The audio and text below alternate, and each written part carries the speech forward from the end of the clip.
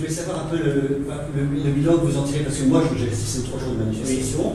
Alors j'ai vu qu'il y avait du monde, beaucoup de gens de la province. Mais j'ai quand même eu le sentiment que les Plampenois n'étaient pas là. Est-ce que c'est j'ai mal vu ou... Non, les Plampenois, ils ne restaient pas du matin jusqu'au soir. Ils viennent en fin de journée, ils passent, oui. Mais c'est les provinciaux qui viennent pour la manif. Et donc, ils restent sur place, ils restent même jour et nuit.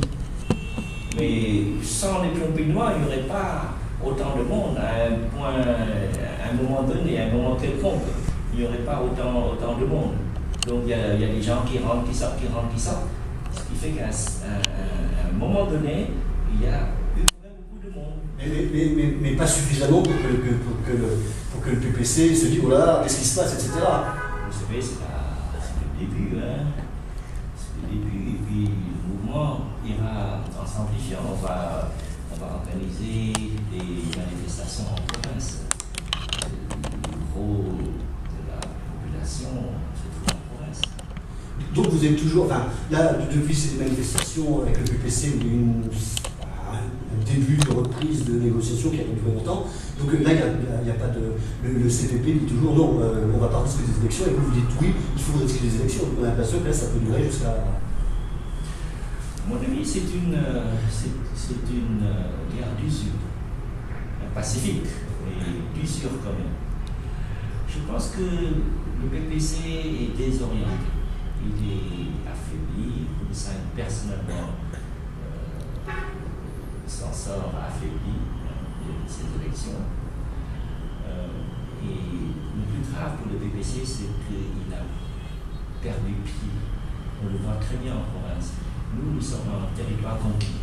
Là, où qu'on aille, on est en territoire conquis par le soutien populaire. Et c'est le PPC qui se cache, qui se fait discret, qui se cache, ne profite pas. Et c'est la population qui vient au-devant du CNRP, qui acclame les leaders, qui manifeste sa détermination, et qui nous dit de ne pas accepter d'entrer dans un quelconque gouvernement de coalition, même d'entrer à l'Assemblée nationale, si le PPC continue de prétendre qu'il a gagné. Parce que la population, elle est sûre qu'elle a gagné. Mais on a quand même le sentiment que le CPP, en fait, il vous écoute pas, parce qu'il continue il gouverne, sans vous, il passe le budget sans vous, et il continue à travailler sans vous. Donc il se dit, peut-être que ça va passer. C'est une situation de plus en plus irréelle. Le budget peut passer, mais c'est sur le papier.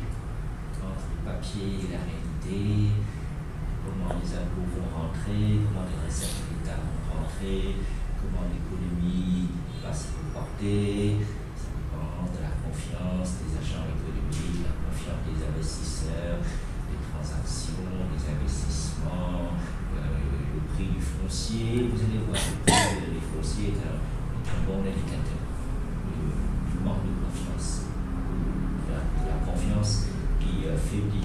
Et ça ne va pas dans le sens renforcement du PPC, bien au contraire.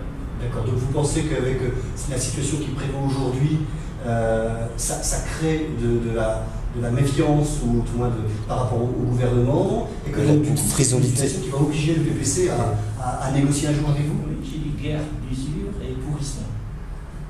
Je m'attends à un pourrissement de la situation.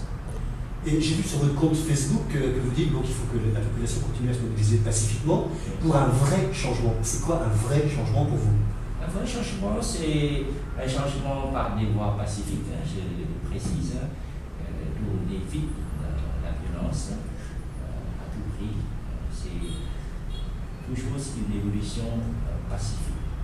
Donc on utilise plus la réflexion, plus l'intelligence, plus les moyens légaux, pacifiques. Je ne vous dis pas tout, hein, mais on est en train de préparer une longue période de pourrissement. Je vais vous dire, dites-moi tout, surtout. Ça se prépare. Il faut connaître la situation. Nous allons maintenant, je passerai essentiellement de mon temps en province pour prendre le pouls, pour connaître la population, la détermination de la population. Moi-même, je suis très impressionné.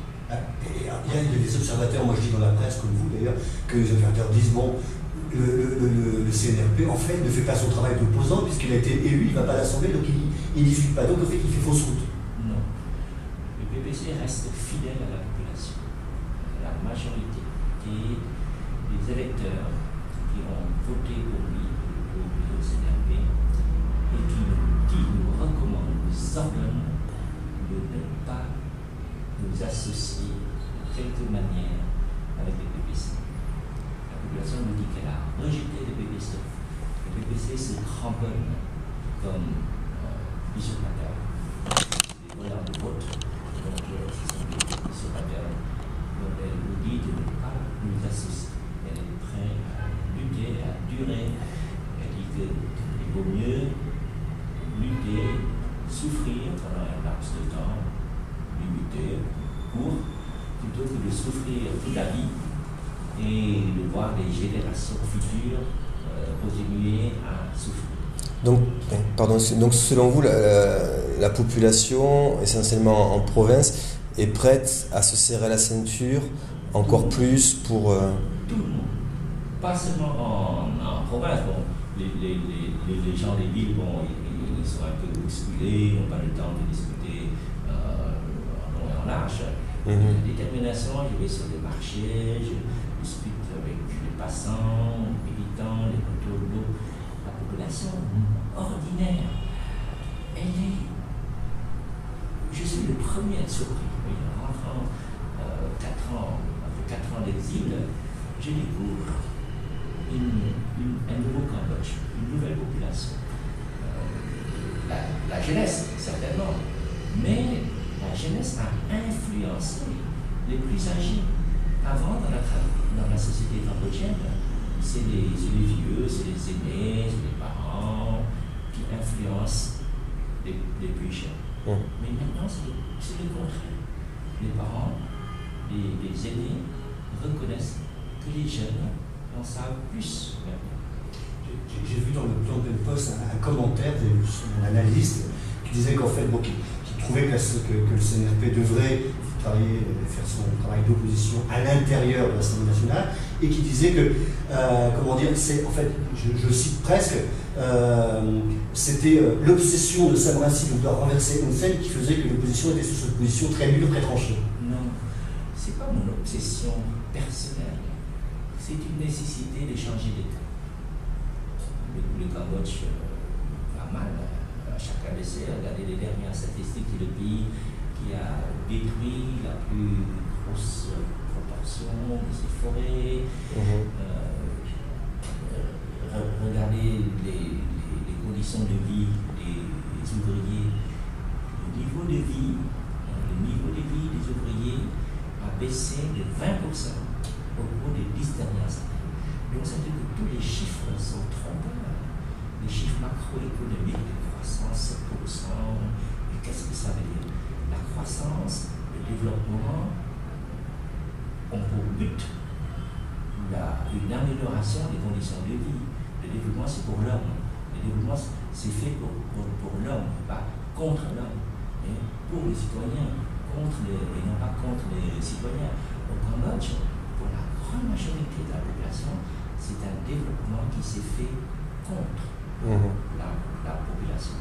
Donc il faut gratter un peu derrière ces chiffres de croissance économique, macroéconomique. Qu'est-ce que cela recouvre?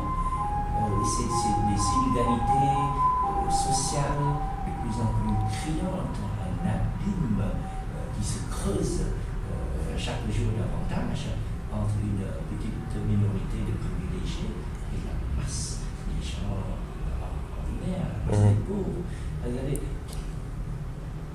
je pense qu'on est le seul pays au monde où le niveau de vie de la classe ouvrière et je pense des fonctionnaires baisse. Pour ça qu'il y a la révolte qui gronde les manifestations des ouvriers chez SL qui durent depuis 3 mois, c'est des grèves permis un peu partout. C'est une allumette, ça peut mettre le feu au fond. Mais quand je veux dire, on peut vous dire aussi, la regarder à Phnom Penh, finalement la vie continue, l'impasse politique, on la voit pas dans la vie continue, donc on pourrait vous dire, regardez, finalement non, ça va pas si mal que ça au Cambodge, puisque la vie continue. La vie continue, certes, il faut bien vivre, il faut bien qu'elle continue. Le vélo, il faut continuer à le pédaler pour ne pas tomber. Mais demander si les cyclistes sont heureux ou pas, c'est une autre question. Il y a un de mes confrères journalistes cambodgiens qui m'a dit, oh, tu sais, ça va se résoudre en janvier, parce qu'en janvier, M. Samarassi pourra aller à l'Assemblée nationale, il pourra éventuellement postuler à un poste de vice-président de l'Assemblée nationale, parce que c'est ça le problème, en fait. Non, la situation est très grave. Elle est très grave, en ce sens que le gouvernement actuel est complètement déconnecté du pays. C'est très grave. Il y a les Khonsaï, ils se terrent. C'est la première fois que je vois Khonsaï se terrer comme un lapin dans son terrier. Il n'ose pas sortir. Avant, il faisait de grands discours. Il allait au-devant des foules, surtout dans cette saison-là, la saison des Katren, des cérémonies, des processions religieuses. Et on va en province, on va au-devant de la population, des fidèles, c'est une occasion de se rassembler, de se montrer, de s'affirmer. Eh bien, le PPC, il se terre. Il se fait distrait. Parce qu'il sait qu'il a perdu. En fait, il est gêné, il a honte, mais plus encore, il a peur. Parce qu'il sait que la population est contre lui. Tandis que nous, le PPC accuse d'avoir perdu, nous avons l'esprit conquérant. Là où on va, on est reçu les bras ouverts, on est acclamé. Mais où sont les partisans du PPC? Où sont-ils? Où sont-ils passés? C'est cette question-là qu'il faut se poser. Et donc, du coup, là, vous avez posé un ultimatum. Vous avez dit, bon, si le PPC ne fait pas un geste en fonction de ce qu'on lui demande, on va arrêter de négocier à la fin de l'année. Donc, tel que je vous entends, de toute manière, c'est votre décision écrite, je ne négocierai pas. Non. S'il n'y a pas de nouveau sur une enquête indépendante sur les irrégularités, comme il dit, c'est un euphémisme pour dire fraude et vol de bulletins de vote, triche. S'il n'y a pas un geste, un début de commencement d'enquête, et si le PPC continue à vouloir faire table rase du passé, eh bien non. On ne fait pas table rase du passé comme ça. C'est la volonté populaire qui s'est exprimée. On ne veut pas que cette volonté soit non seulement déformée, mais je veux dire complètement retournée. On ne veut pas que le blanc devienne noir, le noir devienne blanc. C'est inacceptable. Je pense qu'on a adopté une position de principe, c'est une position morale, c'est la vérité, une position démocratique, la vérité concernant la volonté populaire. Si vous voulez cacher la vérité, vous voulez cacher la volonté populaire, c'est ni très éthique, ni très démocratique. Mais qu'est-ce qui ferait que le PPC là maintenant, je veux dire, ferait ce que vous appelez un geste pour aller dans cette direction? Un geste, par exemple, qu'il suggère au NEC d'ouvrir les dossiers, de montrer les chiffres, les statistiques, par exemple les souches, les certificats qu'on a donnés aux gens qui ont perdu, soi-disant perdu leur carte d'identité. Eh bien, ils ont émis environ 1 million de ces certificats qui permettent de voter. Mais sans souche, sans qu'on puisse vérifier à qui ils ont donné ça. Et ça a gonflé le même montant, c'est-à-dire 1 million de votes, ça a gonflé les votes du PPC d'1 million. C'est énorme. Mais donc, comment obliger Hun-Sen justement à faire ce geste-là? C'est là Il dit, tout est commandé par le PPC, hein, toutes les institutions de l'État, le gouvernement, NEC, NEC, Assemblée nationale, tout ça c'est le PPC. Actuellement, derrière le PPC, c'est un homme, c'est pas seulement un système de parti unique, c'est un système basé sur un homme, quoi. Et le geste, c'est que le PPC accepte. Si ce n'est pas les demandes de l'opposition, c'est la demande de la société civile. Maintenant, il y a un groupe d'enquêtiers sur ce qu'ils appellent ERA. C'est Electoral Reform Alliance, l'alliance pour une réforme électorale, pour la réforme électorale. Il y a plusieurs sociétés, plusieurs NGO, ONG plutôt, qui sont en train de faire un travail d'enquête. Ce dont ils ont le plus besoin maintenant, c'est les chiffres, les documents de NEC. Et le NEC, il cache tout. Eh bien, il faut que le PPC dise au NEC de communiquer les renseignements demandés par des ONG pour faire leur enquête, pour faire leur recherche, pour faire la vérification. Pourquoi ils se cachent, ils ferment tout appeler, ils se cachent, ils s'assoient sur les documents, sur les informations, sur les chiffres, ils montrent à personne. Je crois que c'est plutôt étrange que des gens soient aussi conciliants avec le PPC, soient aussi faibles. Vous voyez, alors le PPC a une attitude inacceptable. Refuser toute enquête indépendante, je dis bien indépendante, hein, même si ça vient pas de l'opposition, c'est pas grave pour qu'elle soit indépendante. Mais refuser toute enquête, c'est-à-dire refuser qu'on puisse montrer un bout quelconque de la vérité, imposer la vérité du PPC, les chiffres du PPC et rien d'autre, c'est plus que suspect, c'est très moche. Donc vous comptez sur le pouvoir d'Aru, en fait, le pouvoir de l'organisation d'Aru pour que le PPC se dise attention aux situations de danger. Il y a plusieurs facteurs qu'il faut regarder, suivre la population. Pas forcément la rue, manifestation, etc. C'est l'état d'esprit. Et je pense que la population elle est plus dure que les dirigeants du CNRP. Tous les jours, chaque fois qu'on les voit, ils nous disent de ne pas céder. Il faut bien qu'on suive. Ne vous dites pas que c'est des extrémistes.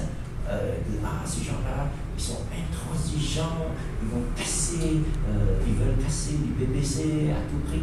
Non, c'est pas.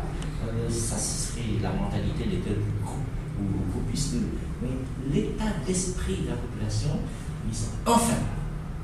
Nous avons voté pour nous débarrasser du PPC. Nous voulons le changement.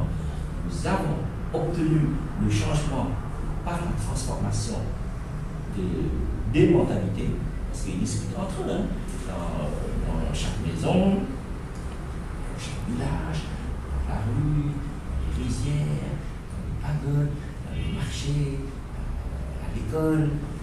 Tout le monde dit, on a voté, c'est énervé. Tout le monde confirme, la majorité dans un village a voté, c'est énervé. Qu'est-ce qui se passe? Donc, ils n'acceptent pas. Ils viennent nous le dire, on n'accepte pas. On sait ce qu'on veut, on sait ce que la population veut. Ce qu'ils affirment, ce qu'ils proclament. C'est pas vrai du tout. Ils ont déformé la réalité. Ils ont tout retourné. Donc, nous, il faut qu'on on tient compte de cette réalité. J'ai constaté deux choses. Premièrement, que la population, elle s'est réveillée dans le temps. Après un sommeil de 34 ans. Bien avant, mais depuis la fin du régime Khmer Rouge, j'ai jamais vu la population cambodgienne en milieu. C'est-à-dire qu'elle est informée, elle est mobilisée, quoi. Il y a quelque chose de nouveau. Ce n'est plus des sujets passifs, c'est des citoyens qui se sont réveillés. Deuxièmement, elle n'a plus peur. C'est peut-être la loi du grand nombre. Avant, le chef du village, toujours PPC, les menacer, les intimider. Et ils étaient divisés, ils avaient peur, ils ne savaient pas trop quoi faire. Et ils se laissaient faire, ils se taisaient, ils se tairaient aussi. Mais maintenant, c'est le contraire. Si je comprends bien ce que vous dites, mais si vos électeurs, ceux qui vous ont soutenus, constatent que finalement vous n'obtenez rien du CPP parce qu'ils ne bougent pas, ils continuent à gouverner, ils continuent à l'Assemblée nationale, ils vont se dire mais à quoi ça sert finalement? Non. Ils savent que c'est un pourrissement. Parce que l'intérieur de l'appareil du PPC, au niveau local, la population, elle vit, elle est dans ce milieu, la base, et bien ça craque. Les chefs de village, maintenant, ils ont peur. Ils ont peur de la population. C'était le contraire. Avant, la population avait peur des chefs de village. Maintenant, la population est en nombre, mais grâce à la force du nombre et la solidarité, l'éveil. Maintenant, ils disent aux chefs de village, nous n'avons plus peur. C'est toi, vieux fou, vieux con, qui est isolé. Tu avais l'habitude de nous intimider. Maintenant, on n'a plus peur. C'est toi qui es isolé. Donc, c'est le réveil. Je ne dis pas comme en France il y a 300 ans de prendre des fourches, tout ça, mais c'est un peu cette révolte paysanne. Le problème de la forêt, le problème des terres. Ces paysans, ils ont leurs enfants dans les usines, ils savent que les ouvriers sont mal payés, sont exploités, eux-mêmes perdent leurs terres, eux-mêmes voient la destruction de la forêt, eux-mêmes voient les prix des denrées sur le marché qui montent, alors que leurs revenus des produits agricoles se vendent moins cher, mais que le pouvoir d'achat des paysans baisse, surtout il y a le marché des produits agricoles est tenu par quelques groupes. Ils s'arrangent pour étrangler la population. C'est pour ça que celle-ci se réveille.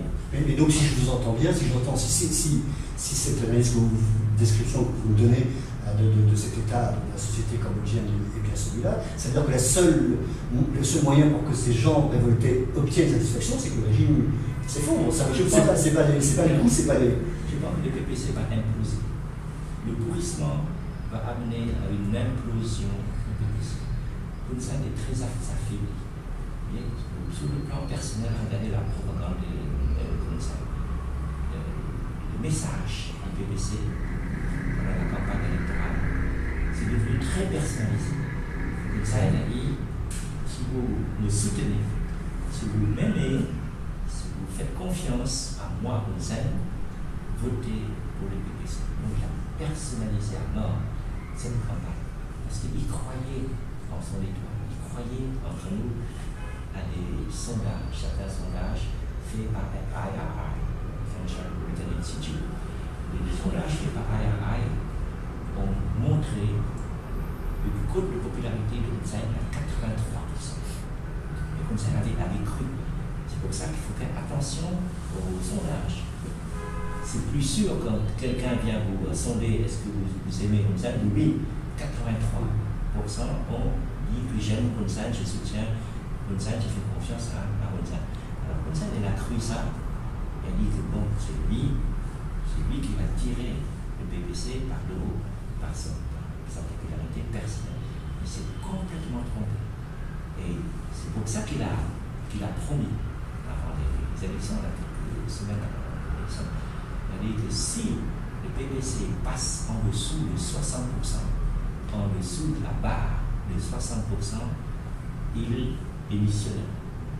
C'est de l'autorité publique, hein. J'ai des enregistrements sonores, vidéo même. Comme ça, il a dit ça. Il dit, comme ça, il dit, j'ai 83%. Dans le pire des cas, je peux tomber à 60%. Mais pas mal. Donc, il faut mettre moins de 60%. J'ai démissionné, j'étais sûr de lui. Un dominateur. Et malgré la triche, malgré la fraude, malgré l'exclusion de plus d'1,1 million, 2,3 millions d'électeurs de listes électorales, malgré les électeurs fantômes, les certificats bidons, malgré tout ça, ils n'ont plus de 48%. De 60 à 48%, il y a un marge. Donc, mettez-vous à la place de tout ça, c'est très gênant. La moindre des choses, avec une telle promesse, une telle confiance en soi, tomber aussi bas, c'est très gênant, c'est honteux. Ça ne doit plus apparaître en public. Donc si je comprends bien votre stratégie, c'est de dire on ne va pas avaliser le résultat des élections, cette situation-là, parce que le peuple nous le demande, et que avec une situation qui peut pourrir, vous vous dites, bon, à l'intérieur du PPC, il y a des gens qui sont assez forts pour se dire, attention, là, il faut qu'on change la donne. Personne n'est éternel. Aucun régime n'est éternel. Mais la fin de ceux qui se croyaient éternels apparaît comme plus proche quand il y a un certain nombre de signes révélateurs se divorcent avec la population, c'est très révélateur. Ça annonce le début de la fin. Quel régime peut survivre en étant déconnecté de la population, en se cachant? Mais je vous dis, mais où sont passés les supporters du PPC? Où sont-ils passés? Pourquoi nous, la CNRP, là où on va, on est en terrain conquis? Donc si vous raisonnez en termes de cœur, en termes d'esprit, on est en terrain conquis là. Et c'est le PPC qui a perdu. Toutes les batailles se gagnent par le cœur, par l'esprit. Là-bas, on a gagné cette bataille, vous le voyez partout. Donc c'est une question de temps. On ne peut pas régner contre les gens éternellement. Donc autrement dit, vous pensez que vous avez le temps pour vous, mais vous avez le temps de rester sur cette position qui est là. C'est le PPC qui est en position de demande. Parce que le facteur temps, il joue pour qui? Il joue contre ceux qui ont des responsabilités. Parce qu'ils ne veulent pas exercer la responsabilité. Vous avez des responsabilités gouvernementales, vous devez tenir la barre. Si le pays va mal, il y a des échéances, il faut régulariser, il faut légitimer. Mais si vous avez la légitimité qui s'en va, vous avez la confiance qui chute, vous avez des interrogations, on sait avoir des critiques de partout, et ça va mal. Donc c'est au BBC de faire un geste en matière d'enquête. À ce moment-là, on verra bien. Mais le BBC n'a pas les moyens de jouer les durs. Ils sont dans une position beaucoup plus faible. Il ne faut pas se fier aux apparences. Ce n'est pas parce que vous avez des fusils, vous avez l'armée, vous avez des unités militaires partout, vous avez des filles de fer barbelés, vous sortez les tanks. Ce n'est pas un signe de force, c'est un signe de faiblesse. Regardez leur vote à l'Assemblée nationale en catimini, derrière les filles de fer barbelées, même le palais royal était encerclé de filles de fer barbelées, le quartier gouvernemental, le palais, l'Assemblée, derrière les filles de fer barbelées, gardées par la troupe armée jusqu'aux dents, ils ont voté en catimini. C'est un signe de faiblesse. Normalement, après chaque élection, vous faites la fête. Mais en France, quand Mitterrand a été élu en 1981, c'était la fête. Mais là, le deuil. À propos de la France, j'ai vu que sur votre cours, vous n'avez pas apprécié beaucoup la position de la France vis-à-vis de l'OCDE. Il ne faut pas mélanger la France avec un conseiller du Premier ministre qui lui a mal conseillé. Un problème de personne, ce n'est pas un problème de pays. Donc, c'est pas la France. Je dis que Jean-Marc Ayrault va avoir beaucoup de soucis dans ce moment. C'est normal qu'il laisse passer quelque chose à un conseiller, il a soufflé quelque chose. Mais c'est pas la France. Pour revenir, juste pour finir, et là il y a 2 rendez-vous importants, j'ai bien compris, enfin, il y a le 10 décembre, une manifestation, et une autre manifestation avant la fin de l'année, je crois. Oui. Quels objectifs, qu'est-ce que vous fixez comme objectif? Il faut continuer à mobiliser la population. La population, elle le demande. Elle le demande à nous, dirigeants du CNRD. Qu'est-ce que vous faites? Nous, on veut manifester. Cette fois-ci, on veut manifester tous les jours. Et on veut manifester partout. C'est finalement la direction du CNRD qui est à la traîne, qui essaie de faire patienter, dire oh, on ne va pas manifester tout le temps. Elle dit si nous, on veut. Parce qu'on ne veut pas rester comme ça. Il faut en découdre. Vous voyez, donc découdre, qu'est-ce que ça veut dire? Attention, c'est nous qui calmons. Vous voyez, attention, il y a un code éthique, la non-violence, il y a une procédure pacifique à respecter. Il ne faut pas donner prétexte au PPC pour tuer les gens, pour les mettre en prison. Parce qu'à ce moment-là, on ne sait pas comment la population va réagir. C'est l'inconnu.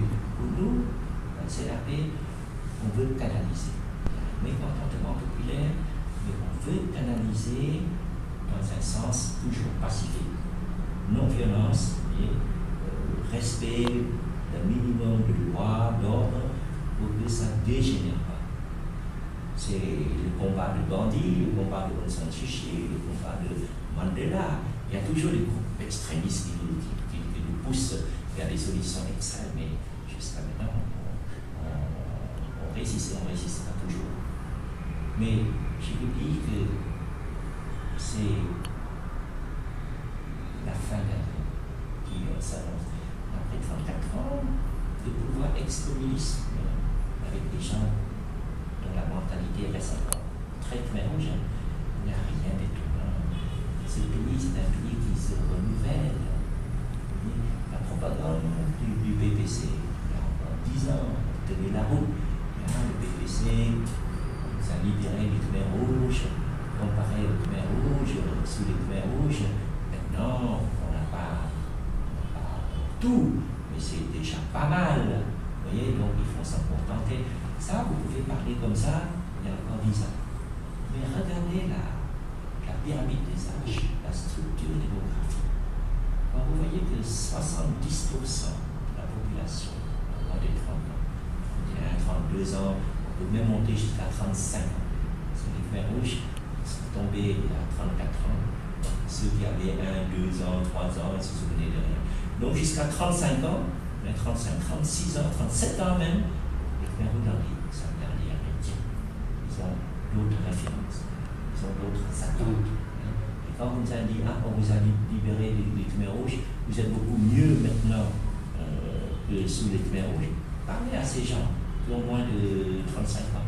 C'est comme vous devez parler en martien.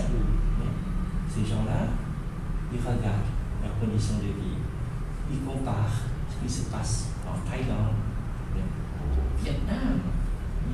Ils ont de l'information, ils ont Facebook, ils rencontrent des gens, ils se parlent entre eux, mais ça va pas, on est à la traîne. Le Cambodge, c'est les mêmes dirigeants. Ils font un rapprochement dans tous les pays du monde. Les pays qui ont les mêmes dirigeants pendant des décennies, 30 ans, 40 ans, c'est souvent les plus pauvres, c'est souvent les plus autoritaires, c'est souvent les moins développés, les plus rétrogrades. Et c'est le cas, c'est pas en absolu, en relatif. C'est leur avenir qui est gâché, c'est leur potentiel qui est gâché. c'est le potentiel du pays qui est gâché. Il faut raisonner en termes de potentiel, en termes relatifs. Donc, voilà, donc pour revenir sur la politique, pour vous, c'est au PPC de faire un geste vers vous. Moi, je crois que je n'ai pas à faire grand-chose. C'est le courant, c'est le sens de l'histoire maintenant. Vous avez des tendances démographiques. La démographie, c'est éclatant.